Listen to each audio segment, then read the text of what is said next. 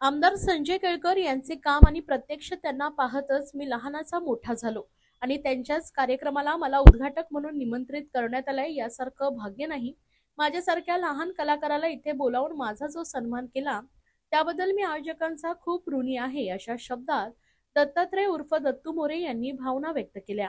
आमदार संजय केळकर यांच्या संस्कार सेवाभावी संस्था आणि कोकण विकास प्रतिष्ठान यांच्या संयुक्त विद्यमाने आयोजित आणि महाराष्ट्र शासनाच्या कृषी पणन मंडळाने पुरस्कृत केलेल्या 18व्या आंबा महोत्सवाचं उद्घाटन हास्य कलाकार दत्तात्रय उर्फ दत्तू मोरे यांच्या हस्ते संपन्न झाले. त्यावेळी मोरे बोलत होते. मोरे म्हणाले, मी देखील शेतकऱ्याचा मुलगा असून शेतकऱ्याच्या भावनांचा मला अनुभव आहे. हा केवळ बाजार नसून चळवळ आहे. या घोषवाक्यातूनच आमदार संजय केळकर साहेब यांचं शेतकऱ्यांवरील प्रेम दिसून येत आहे. या महोत्सवातून शेतकऱ्यांना खऱ्या अर्थानं आधार मिळत असून तब्बल 18 वर्ष हा महोत्सव अखंडपणे सुरू आहे. यासाठी मी आयोजकांचे आभार मानतो आणि मी ठाणेकर असल्याचेही मला अभिमान वाटतोय, असं दत्तू मोरे यांनी म्हटलंय. तर 1 मे ते 12 मे या कालावधीत ठाण्याच्या गावदेवी मैदानात शेतकरी ते ग्राहक अशी थेट विक्री व्यवस्था असणाऱ्या या आंबा महोत्सवात कोकणातील अस्सल हापूस, पायरी, रत्ना, केसर आंब्याबरोबरच आंबा फणस पोळी, सरबते, काजू, मालवणी मसाले, पापड अशा विविध दर्जेदार कोकणी उत्पादनाचे 45 स्टॉल असणार आहेत. या महोत्सवात धान्य आणि कडधान्यांचे 5 स्टॉल असणार असून महिला बचत गटांचे देखील 5 स्टॉल असणार आहेत. सुरुवातीला 5 कुमारिकांच्या हस्ते आंब्यांच्या रोपाचे पूजन करण्यात आले, तर मान्यवर पाहुण्यांनी प्रथेप्रमाणे फळांची परडी केळकर यांच्या हस्ते दिली. कार्यक्रमाचं सूत्रसंचालन करून ऋषी देसाई यांनी अस्सल मालवणी भाषेत आंबा महोत्सवाचं गाराणं घातलंय.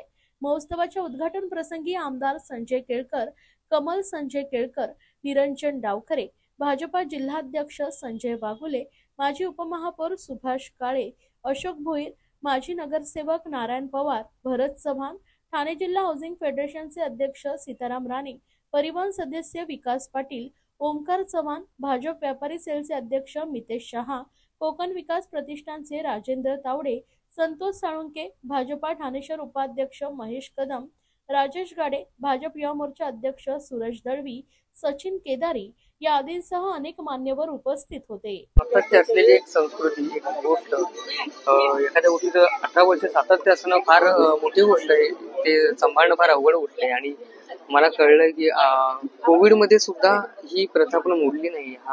हा डाव मांडण्याचा आपण मोडला नाही. आणि त्यासाठीच माननीय केळकर सरांचं खूप खूप आभार आहेत. आणि फार सुंदररित्या आपल्या शेतकऱ्यांसाठी ह्या पद्धतीने त्यांनी जो खुला प्रवर्ग केलेला आहे, ज्या पद्धतीची संधी उपलब्ध केली आहे, त्यासाठी खरंच त्यांचे मनापासून आभार मानायला काही म्हणजे खूप तेही फार कमी पडतील एवढी मोठी गोष्ट त्यांनी केलेली आहे. तर त्या बाबतीत मला फार आनंद होतो की मी ठाणेकर आहे आणि त्या ठाण्यामध्ये अशा पद्धतीची एक सुंदर चळवळ राबवली जाते.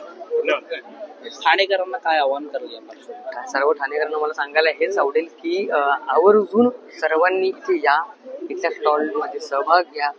काही ज्यांना आंबा आवडतो त्यांनी येऊन इथे वेगवेगळ्या पद्धतीचे वेगवेगळ्या जातीचे आंबे बघायला मिळतात. ते आंबे घ्या आणि खरंच आपल्या शेतकऱ्यांना थोडीसं बळ द्या, त्यांना ऊर्जा मिळवू द्या. कारण की आपले शेतकरी आहे तर सगळ्या उपजीविकेचे साधन आपल्यासाठी अवेलेबल आहेत. त्यामुळे प्लीज सर्वांनी इथे नक्की भेट द्या. तर तू कोकणातला आहेस, आंबा कोकणातलं महत्वाचं पीक मानलं जातं. या पिकासाठी सरकारने काहीतरी करावं असं दरवेळेला कोकणातील शेतकऱ्याचं आपण काय म्हणतो या?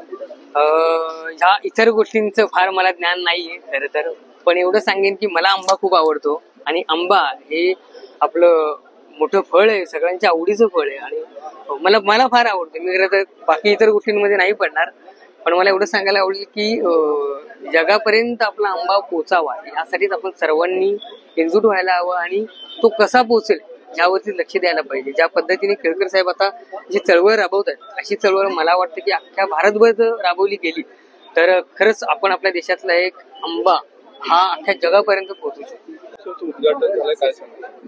हा केवळ बाजार नाही, ही एक चळवळ आहे. या माध्यमातून गेली 18 वर्ष कोकणातले आंबा उत्पादक आणि या सगळ्या परिसरातील आमचे रहिवासी ठाणे आणि ठाण्याबाहेरचे देखील यांचा एक सुंदर मेळा या ठिकाणी दरवर्षी भरत आलाय.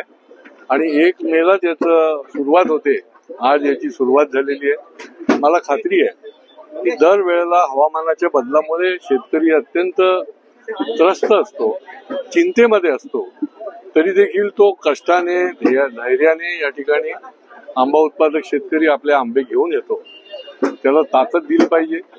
थेट शेतकऱ्याकडनं आपण चांगल्या दर्जाचा आंबा घेणार आहोत. मी या निमित्ताने देखील आवाहन करेन की शेतकऱ्याला आपल्या ताकद द्या आणि अतिशय चांगला दर्जेदार खराखुरा कुठल्याही प्रकारची प्रक्रिया न केलेला असा आंबा या ठिकाणी आपल्याला उपलब्ध होईल.